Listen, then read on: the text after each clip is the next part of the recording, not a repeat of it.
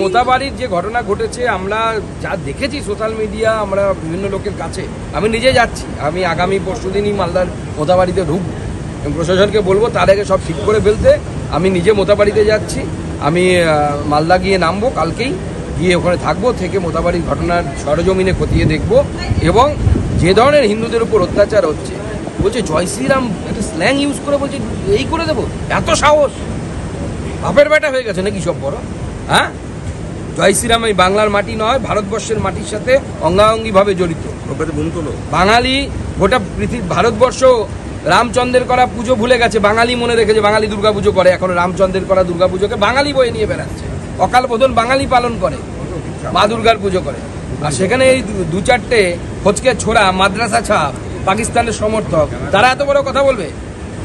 আমি বলবো বাংলার মানুষকে, যেদিন ওই ছেলেটাকে মালদাতে রথবাড়িতে দেখতে পাবেন, ধরে ওকে একদম আগা পাস্তারা একদম ব্যবস্থা করার ব্যবস্থা করবে, পুলিশ যদি অ্যারেস্ট না করে। এই পুলিশ অ্যারেস্ট করবে না। আমি পুলিশকে প্রথমেই বলছি, যে ছেলেটি ভিডিও দেখা যাচ্ছে সে যদি অ্যারেস্ট না হয় আগামী দিনে, পুলিশকে আমরা থানা ঘেরাও করতে, এসপি অফিস ঘেরাও করতে বাধ্য হব। আমি পরিষ্কার বলতে চাই প্রশাসনকে, আপনারা কি মহরমের জুলুসে, মহরমের মিছিলে লোক সংখ্যা বেঁধে দেন? যদি ওখানে বেঁধে দিতে না পারেন, তাহলে হিন্দুদের রামনবমীতে বাধার অধিকার আপনাদের কে দিয়েছে? হু আর ইউ? হিন্দুরা হাজার হাজার বছর ধরে রামনবমী উৎসব পালন করে আসছে, হিন্দুরা তাদের মতো পালন করবে। আপনি কে বাবা?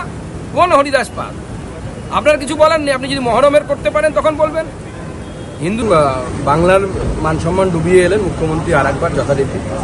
এমনি উনি বললে, বেশি বললেই বাংলার মান সম্মান চলে যায়, কারণ এমন সব শব্দ বা এমন সব ভাষা বলেন উনি, এমন সব কথা বলেন যাতে বাংলার মান সম্মান, দেশের মান সম্মান। প্রথমত হচ্ছে আরজি কর নিয়ে ওনাকে প্রশ্নের মুখে পড়তে হয়েছে, এটা অত্যন্ত স্বাভাবিক। তার কারণ আরজি করে যারা, তাদের মধ্যে থেকে একজন যারা তথ্য প্রমাণ লোপাটে অভিযুক্ত ছিলেন, যাদের নাম বারবার এসেছে যে তথ্য প্রমাণ লোপাটের জন্য, সোমনাথ দে, তাকে তিনি পানিহাটির চেয়ারম্যান করলেন, অর্থাৎ পুরস্কার ছিলেন। বাংলার মানুষ, বাঙালি চুপ করে থাকবে? বাঙালি তো সেই ধরনের মেরুদণ্ডহীন জাতি নয়, বাঙালি প্রশ্ন করবেই। কলকাতাতে করতে পারে না, কারণ কলকাতাতে পুলিশ ঘিরে রাখে, তাই পুলিশ সরিয়ে দিন, মাননীয় মুখ্যমন্ত্রীকে কলকাতাতে রাস্তায় দাঁড় করিয়ে বাঙালিরা প্রশ্ন করবে, বাংলার মানুষ প্রশ্ন করবে যে আপনি কেন, যারা এই তথ্য প্রমাণে লোপাটে অভিযুক্ত তাদেরকে কেন পানিহাটির চেয়ারম্যান করলেন?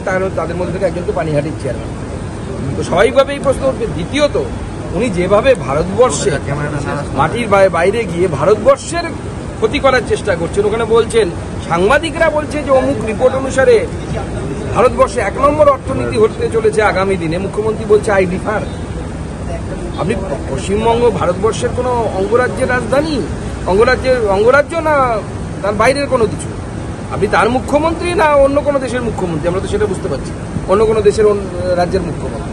আপনি ভারতবর্ষের বিরোধিতা করছেন, ভারতবর্ষের মাটি বাইরে গিয়ে অন্য দেশের মাটিতে দাঁড়িয়ে, দেশদ্রোহিতার কাজ। এই কাজ একজন মুখ্যমন্ত্রী সংবিধানের শপথ নিয়ে করা উচিত। আমি যদি বিদেশে যাই, আমি কিন্তু আমার স্টেটের বিরুদ্ধে গিয়ে কথা বলবো? বললেও তার একটা সীমা থাকবে, তার বাইরে বলবো না। তো আপনি ভারতবর্ষ পৃথিবীর 1 নম্বর অর্থনীতি হবে, ভারতবর্ষ অর্থনীতিতে ভালো কাজ করছে, আর আপনি বলছেন আই ডিফার। কি ধরনের কথাবার্তা?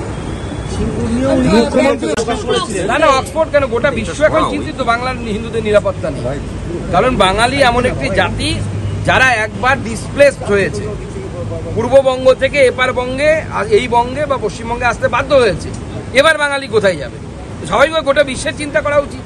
অক্সফোর্ড কেন, পৃথিবীর প্রত্যেকটি বিশ্ববিদ্যালয়ে এটা আলোচনা হওয়া উচিত বাঙালির ইতিহাস নিয়ে, বাঙালির কৃষ্টি সাহিত্য। আমরা ছোটবেলা থেকে কবিতা পড়তাম, গল্প পড়তাম, লেখক পরিচিতি, লেখকের বাড়ি কোথায়? অধুনা বাংলাদেশে। এই তো বাংলার ইতিহাস, বাঙালির ইতিহাস।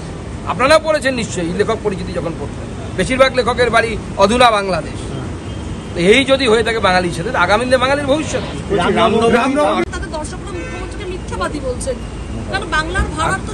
আমি এটাই বলছি যে দেখুন, মাননীয় মুখ্যমন্ত্রী যে বিদেশে যান, কেন যান, কি যান, কিসের জন্য যান, আমরা তো বুঝতে পারছি না। এবং প্রত্যেকবার ইলেকশনের আগে উনি বিদেশে যান। গতবারের বিদেশ যাত্রাটা মনে করুন। এবং আমি একটা অদ্ভুত ট্রেন্ড দেখতে পাচ্ছি, আপনারা লক্ষ্য করেছেন কিনা, মাননীয় মুখ্যমন্ত্রী যখন বিদেশে যাচ্ছেন, উনি তো ভারতকে প্রতিনিধিত্ব করতে যাচ্ছেন।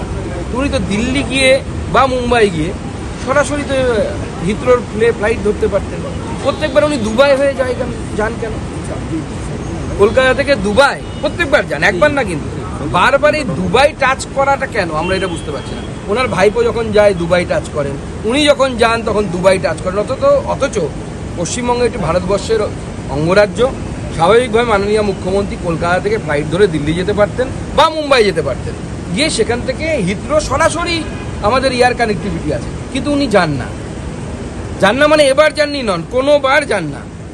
ওনারা কি করেন, ওনার পরিবারের লোকেরা প্রথমে দুবাই যান এবং দুবাই থেকে তারপরে বিদেশে কোনো জায়গায় যান, আমেরিকা গেলে আমেরিকা যান বা লন্ডন যান। দুবাইটা কেন কমন পয়েন্ট? আর প্রত্যেকবার ভোটের আগে কেন যান? ডিপ স্টেট আছে নাকি? আমাদের ভিডিও ভালো লাগলে লাইক এবং শেয়ার করুন। কমেন্ট সেকশনে গিয়ে জানান আপনাদের মতামত। আরও ভিডিও পেতে আমাদের চ্যানেল সাবস্ক্রাইব করুন এবং প্রতি মুহূর্তে খবরের আপডেট পেতে প্রেস করুন বেল আইকন।